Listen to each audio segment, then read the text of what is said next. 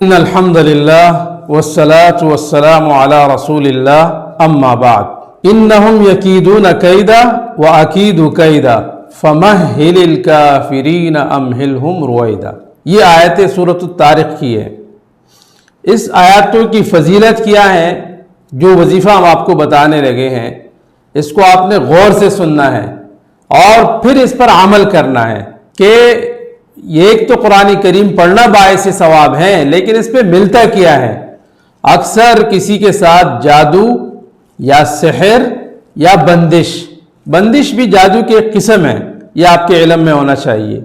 باقی جو جادو ہے، ایک تو جادو کرنا کفر ہے، جس پر جادو کیا جاتا ہے اس کو تو نہیں پتا، لیکن جو کرنے والا ہے وہ کافر ہوتا ہے، وہ کافر ہو جاتا ہے۔ اگر کوئی مسلمان ہے وہ جادو کرتا ہے تو وہ ایمان سے خالی ہو جاتا ہے۔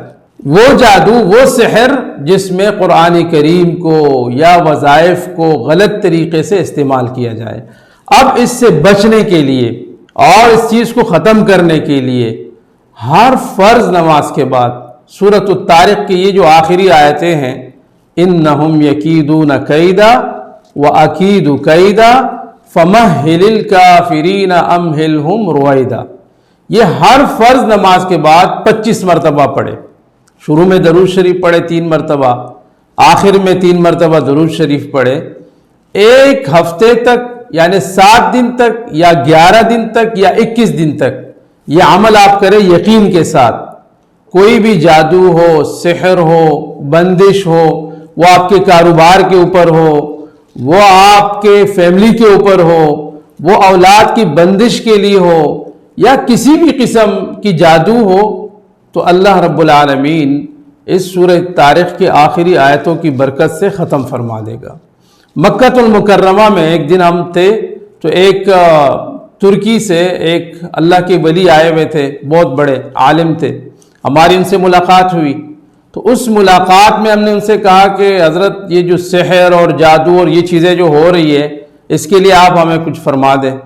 تو انہوں نے اور بھی مختلف وظائف بتلائے ہیں جو ہم آپ کو انشاءاللہ وقتاً فوقتاً بتائیں گے، لیکن اس میں ایک انہوں نے یہ فرمایا اور پھر فرمایا کہ اس کے اتنے زیادہ یہ مجرب ہیں کہ جس کو میں نے دیے ہیں اللہ رب العالمین نے 1 مہینے کے اندر جو ہے اس کا رزلٹ وہ آیا، اور انہوں نے ہمیں بتلایا کہ بھائی مجھے اس سے فائدہ ہوا۔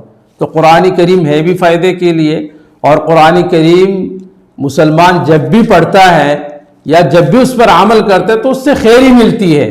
قرآن کریم میں خیر ہی خیر ہے، اور ہمیں خیر تلاش کرنا ہے، اور ہمیں فضول چیزوں سے، فضول باتوں سے، فضول کاموں سے، فضول طرف یعنی ایسے کہ مزارات پہ جانا یا پھر ان لوگوں کے پاس جانا جس کو خود کلمہ ہی نہیں آتا، جس کو اللہ کے بارے میں، اللہ کے رسول صلی اللہ علیہ وسلم کے بارے میں پتہ ہی نہیں ہے، ہم اس طرف جا کر کے اس سے اپنے علاج کراتے ہیں۔ وہ ہمیں فضول کاموں میں، شرک میں، بدعت میں، ایسی چیزوں میں مبتلا کر دیتے ہیں۔ تو اس سے بچنے کے لیے قرآن کریم سے سیکھو، اور یہ وظیفہ آپ کر کے دیکھ لیں، انشاءاللہ ثم انشاءاللہ آپ کو بہت فائدہ ہوگا۔